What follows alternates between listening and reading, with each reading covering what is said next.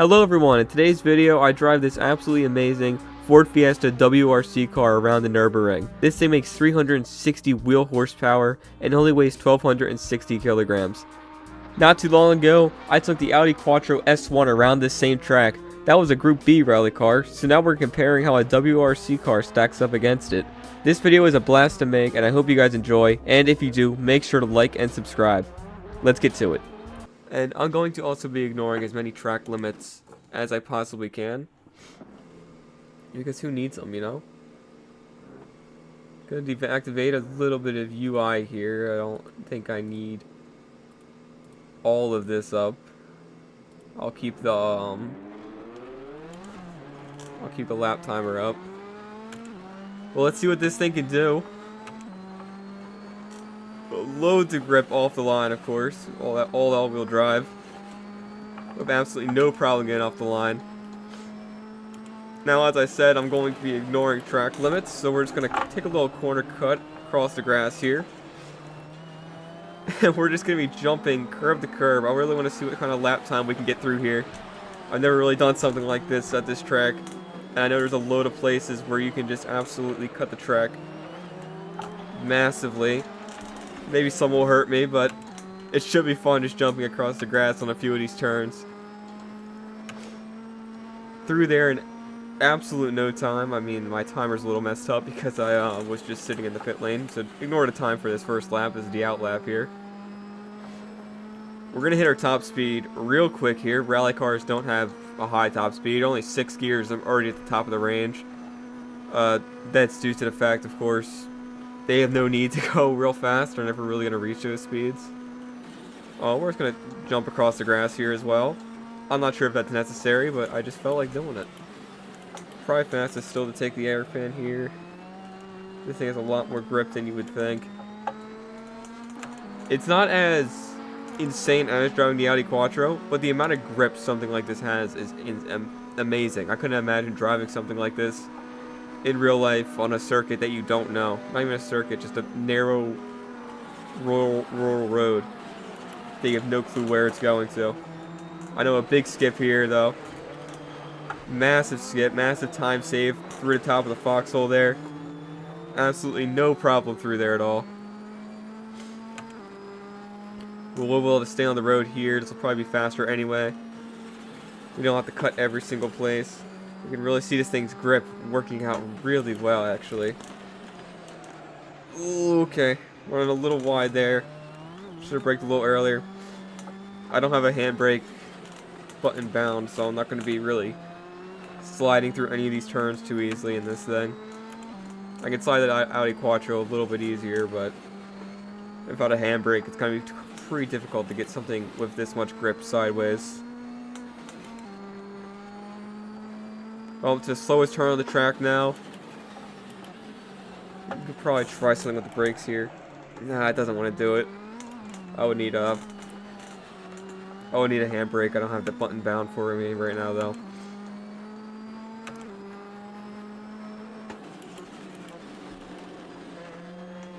Gosh, for a car of this soft suspension and ride height, it rides really well. Oh no, okay. Good thing I don't care about the track limits right now. Well, a little wide on that exit. I'll make the next lap a little bit cleaner, but at the same time I'll still be jumping over. And you can really see the downforce improvements from something like this to a Group B car.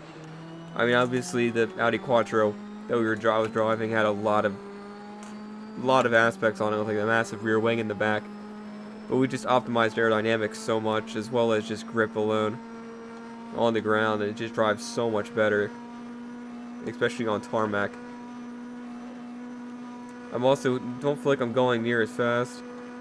I mean, we're topping out here at, was it 230 kilometers an hour, which is not much at all.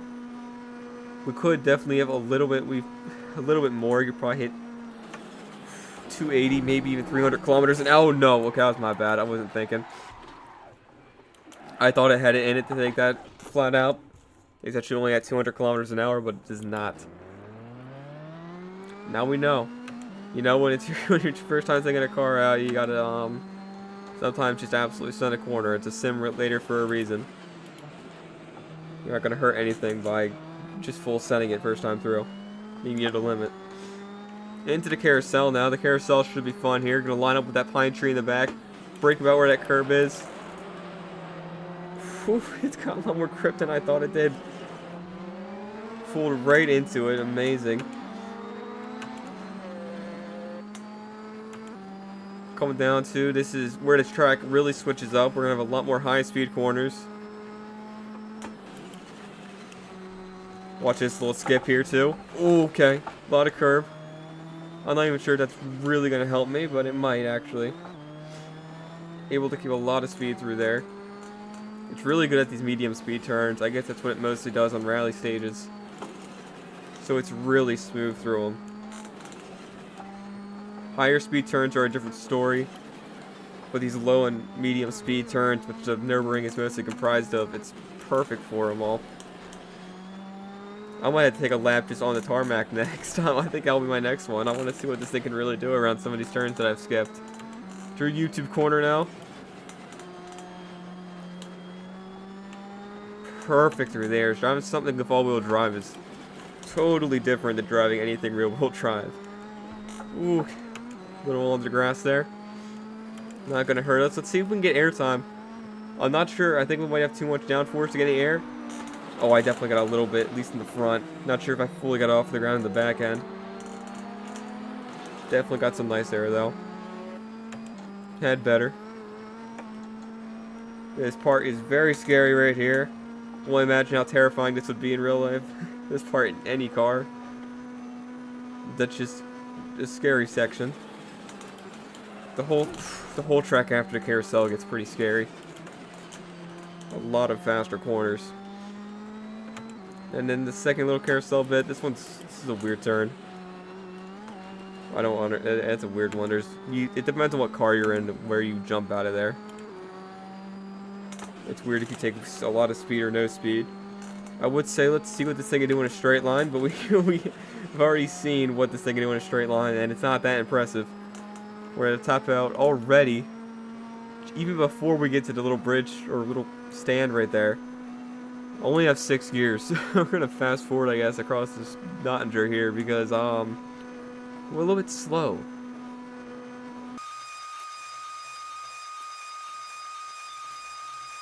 Through the end here. So the last braking zone, we're gonna brake way before here. I feel like I should have sent it across the grass. That would have been a little bit better. But I want to get an actual lap going here and see what this thing can actually do around this track. Here we go, into turn 1. Oh wow, this thing has great turn in. That's a lot better than I thought. The front end really hooks. That's great. Dang him, okay. I see all these drivers are able to do stuff like this in these cars. The front end just hooks into the turns. It's amazing, actually. I'm not understand how something like that even begins to work so well. Look at the front. It just pulls the whole car. It just that's actually amazing. I've never had a car do that. I mean, I don't drive all-wheel drive cars much, but I don't think that's what's doing it. The front end just pulling into every turn. It's amazing. Already at the top of the top of the 6th already. We should be able to take this flat out. I'm gonna lift a little bit just in case. Don't want to oversend it.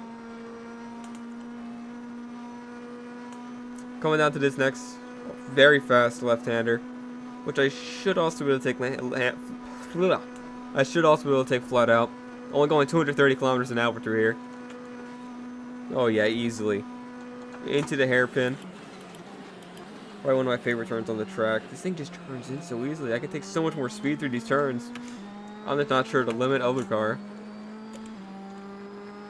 It's just amazing that something like this can be this quick around corners. You wouldn't think it at all. I'm not sure, but I look at hatchbacks sometimes and you think, okay, that might be... I mean, it's not... I don't think they're sluggish, of course, but... the white grips in the corners is just amazing. It just does. You really just want to go in a direction, and it'll do it. Really, just point and go.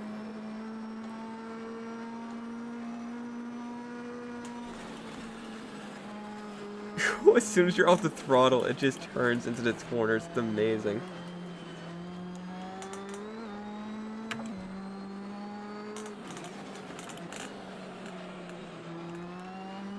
Wow, okay, I can't get over how this thing turns in like that.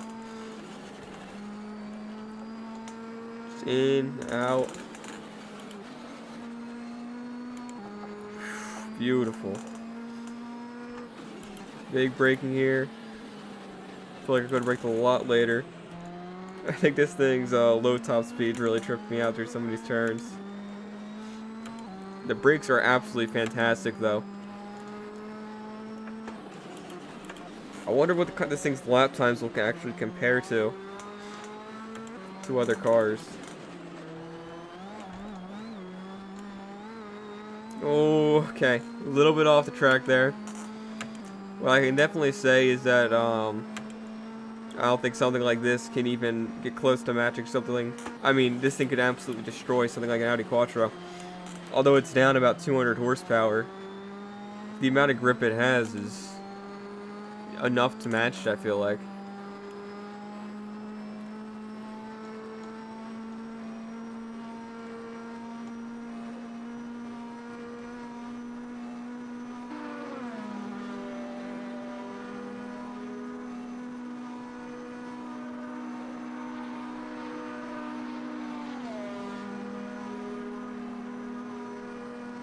Okay, we're in this corner, another shot here. Gonna brake a little bit, and there we go. Front end bent in a lot there. There's my tire marks from the last lap. Ooh, okay. Can't take that one flat out either. I hate this turn too. That braking zone is really annoying because if you catch a curb with your tire, it can really slow you down. Into the carousel now, lined up with the pine tree in the back. Perfect. Amazing. Jump right out of there. The amount of grip this thing has is absolutely insane. I have not struggled once for grip at all. On or off the track, really. Like in terms of like out of corner acceleration. Of course I've understeered into a few turns now. When it's at lower speed, it bites the corner so well. You can just feel it bite the corner, and it just starts it's so well done. Whew. That was a big corner cut there, but hey.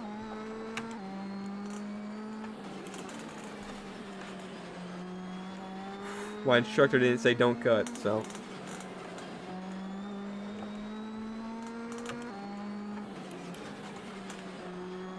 Right 4.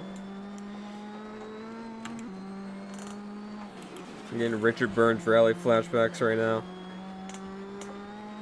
Woo. Come on, let's get some air here into the jump. Get this straight. Oh, I just feel like that rear end's not getting off the ground. And I'm understeering a lot, trying to get all that speed through there. A pretty scary part here. This thing doesn't have problem through it. It's got a lot of grip. Never mind.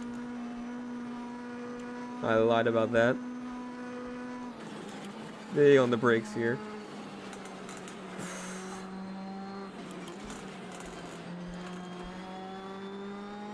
Just so quick. The acceleration's amazing. I mean, that's why the gear ratios are so short.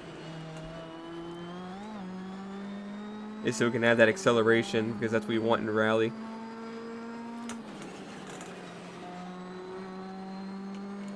The turbo flutters on the when you take the throttle off are absolutely amazing too.